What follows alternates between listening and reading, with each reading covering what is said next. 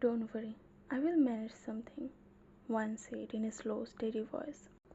How can you manage, dear? They will come again. Her father looked at her, his eyes filled with concern. And you are already handling everything alone. I was thinking this time I won't do my heart surgery right now. One's body went still. She looked at him. Really look at him. Are you serious? What are you saying? You are deciding this because of money? Her father lowered his head silently. I don't understand. Why did you take so much money from them? It's such a huge amount. Her father looked down, feeling like a burden to her while she was handling everything alone. You were about to graduate at that time. You needed money for your fees. That's why I borrowed it from them. And that was it. This was the only thing she could never ignore, her parents' sacrifices. Just for her, always just for her. They had done so much for her while still doing so much that it had become her responsibility that she could do everything she has. Her father looked at her again and forced to let out a weak smile. Don't worry about me, dear. I can still live without her surgery. No, one cut him off immediately. Tears burned behind her eyes, but she refused to let them fall. I can't compromise your health, Dad. You will have the surgery, and that's final. I'll manage something. While saying that, she was about to walk to her room. That's when her mother, who had been standing there whole time, suddenly held Wine's breast. How will you manage all this, dear? It's such a huge amount. And the surgery too. Wine smiled, even though her face looked pale from stress. She still said, I told you I can manage it. Don't worry. Even when every door was closed, she still smiled and kept saying she could handle everything. I'm really late for the office. I have to go. With that, she quickly smiled at her mother and walked out.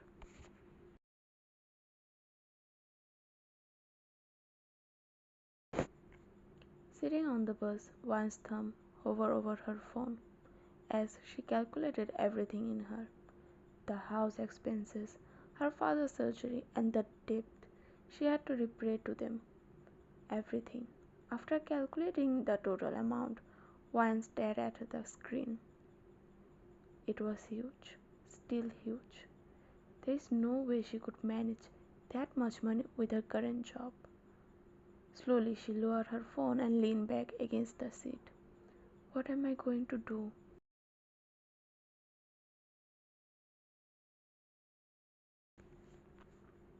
Biting her lower lips nervously, she spoke again to under her breath. Should I take another job? Maybe a part-time one? She was already working a full-time job at a company, and managing another job alongside it felt nearly impossible, but she didn't have any other choice. There was still so much money left to arrange. Then looking down at her phone again, she softly said to herself, It's okay, Juan. It's okay. Everything will be fine. You can manage it.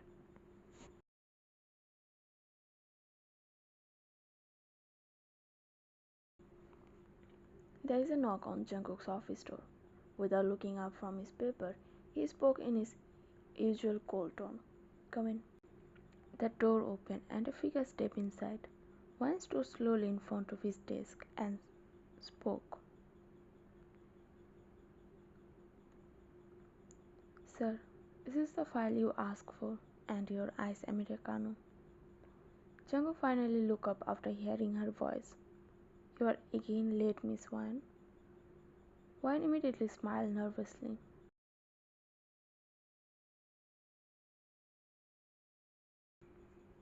Put it down. Wine quickly placed the file and the coffee on the desk, but as she putting down the coffee, a little bit of spilled onto the file. Jungkook closed his eyes briefly, pressing his tongue against his cheek, as if this was nothing new. Sorry, sir. Jungkook sighed. What about the file I asked yesterday? Did you bring it with you? Wan's eyes immediately widened. She had forgotten, completely forgot.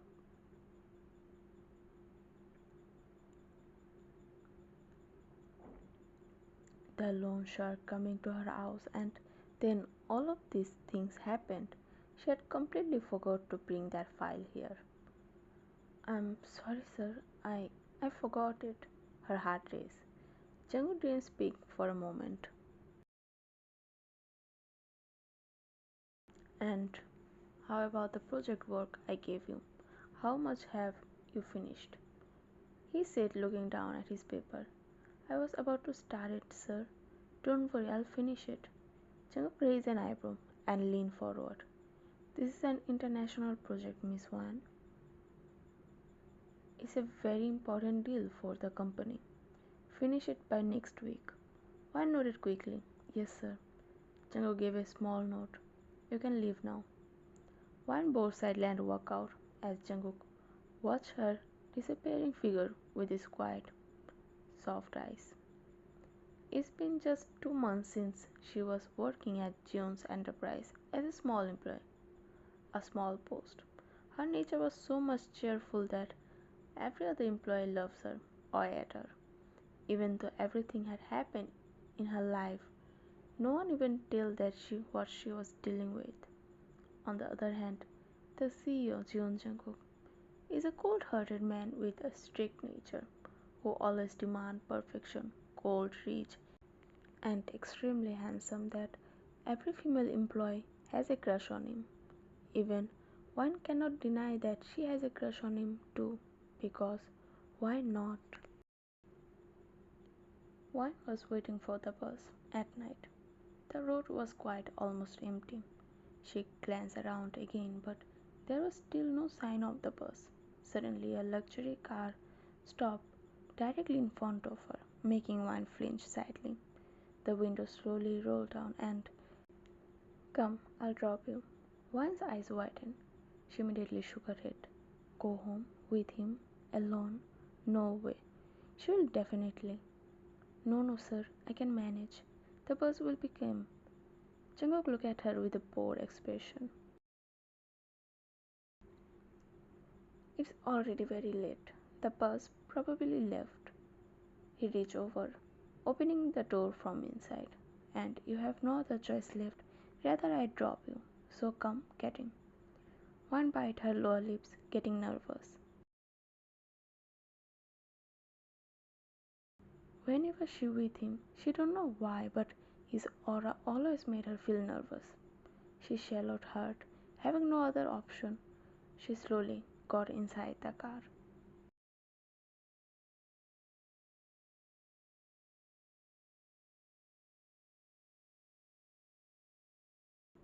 The car was completely silent as they drove. Neither of them spoke. Jungkook, however, kept glancing at her quiet figure from time to time. Why not still sat there, not saying a single word? Suddenly Jungkook spoke. Tomorrow don't forget to bring the file. I'm sorry for today, sir. It won't happen again. Jungkook raised an eyebrow. Really? Then looking back at the road, he added in a faint teasing tone. But I doubt your word. One stay quiet and look away.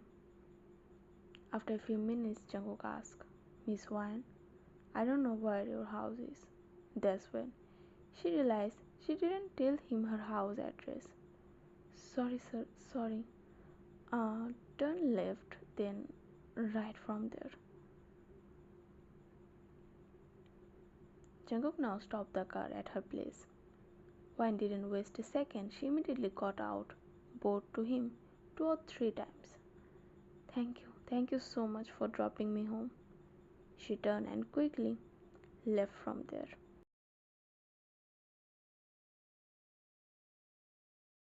Watching her disappearing figure, suddenly a soft, almost unnoticeable chuckle escaped Jungkook's lips.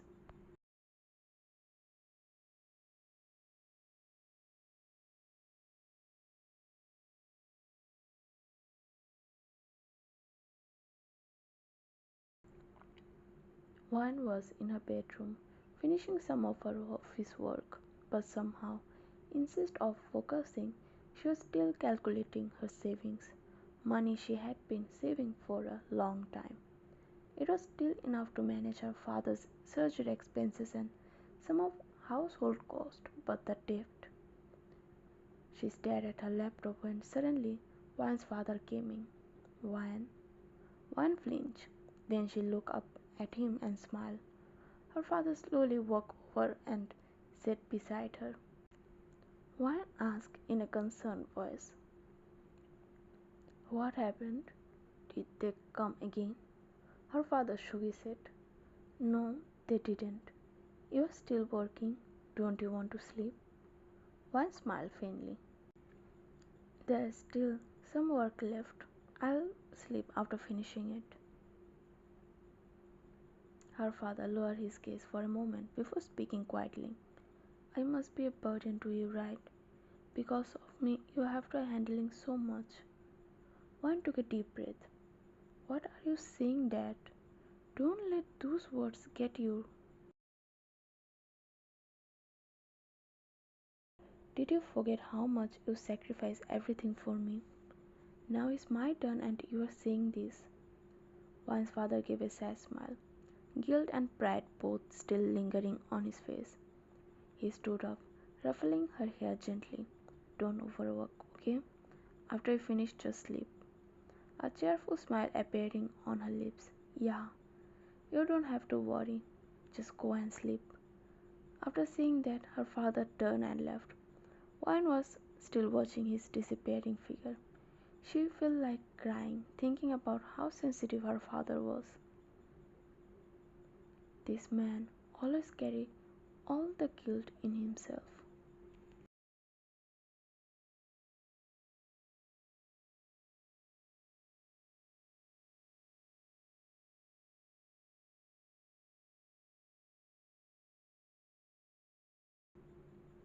Juan, do you know who is coming today? Juan, who was standing near her desk, phoned, her eyebrows slightly, and looked at Leah. "Who?" Leah leaned closer and whispered, "Renna. She's coming to the office today." One frown deepened as a small lump gulped. As for Renna, she is the daughter of one of the Jungkook's father's best friend. Rich, elegant, and beautiful in every aspect. Since for both of their fathers, Jungkook's company and Renna's father's company have a partnership with an international company, and because of that, Renna had to come to visit Jungkook's office most often. Even people were assumed that in the end they might be together too, because why not? She met every standard to stand beside Jeon Jungkook. Suddenly, the sound of heel clicking echoed through the office. Renna entered. Her dark eyes swept across the office with a sharp, piercing gaze, all around the employee. That's when her eyes landed on Wayne and Leah, who were standing together. With a slow, steady step, she walked towards them and raised an eyebrow. "Are you two here to gossip?" Her voice was sharp and cold. Wayne immediately lowered her head. Then, in a sharp voice, she again said, "We don't pay you to gossip, so it would be better if you go back to your work right now."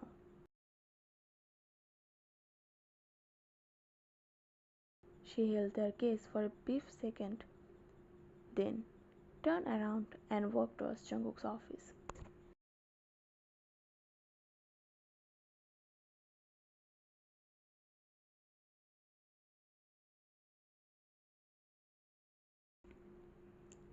The door of the Jungkook's cabin opened, making Jungkook quietly look up from his paper. Renna walked inside with a bright smile. "Good morning, Jungkook. How are you?" Jungkook leaned back in his chair, looking at her with cold eyes.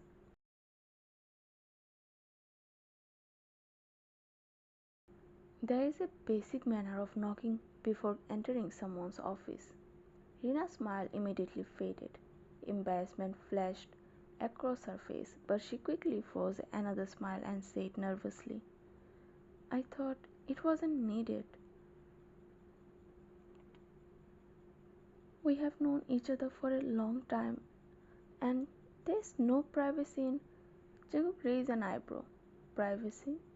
His voice turned colder as he said, "How much do you know about me?" Renna's mouth closed instantly.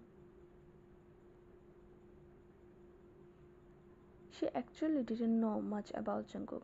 Jungkook is very particular about his privacy. No one knew a single thing about his personal life.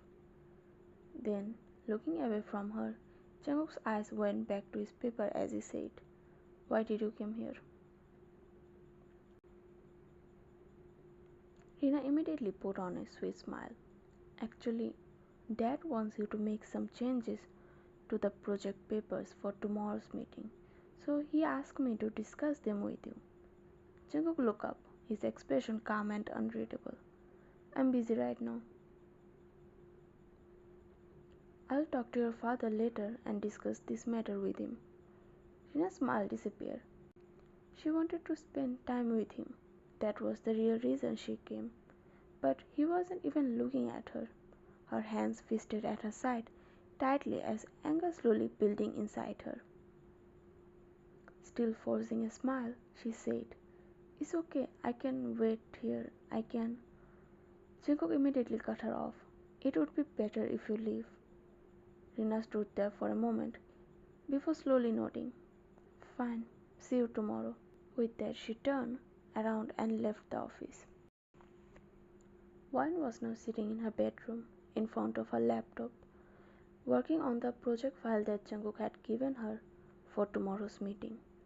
But her eyes were burning so badly she had just came back from her part-time job a few minutes ago.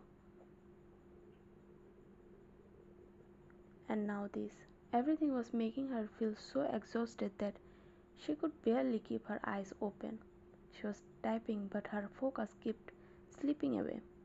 "I should have completed it earlier," she whispered to herself. "Tomorrow's meeting is so important, but..." She rubbed her eyes with the back of her hand and shook her head slightly, trying to stay awake. "Please don't fall asleep right now. Don't sleep, just finish this." But she didn't even realize when her eyes slowly started closing. Her body stopped responding and then, leaning back slightly, she fell asleep right there. After a few seconds later, the door quietly opened. Wine's father stepped inside and saw his daughter sleeping like that. A small sad smile appeared on his lips. His heart ached seeing her like this, so tired, working so hard for him, for their family. He walked closer, slowly, careful not to wake her up. Slowly he reached forward and gently lifted the laptop from her lap, closing it carefully. Then he picked up the blanket and placed it over her softly. He looked at her for a moment longer, full of quiet concern, and gently stroked her hair. With a soft smile, he whispered, "Get a good sleep, my little girl. I know you have worked hard." He stroked her hair once more. Then, with a quiet sigh, he turned around and walked out.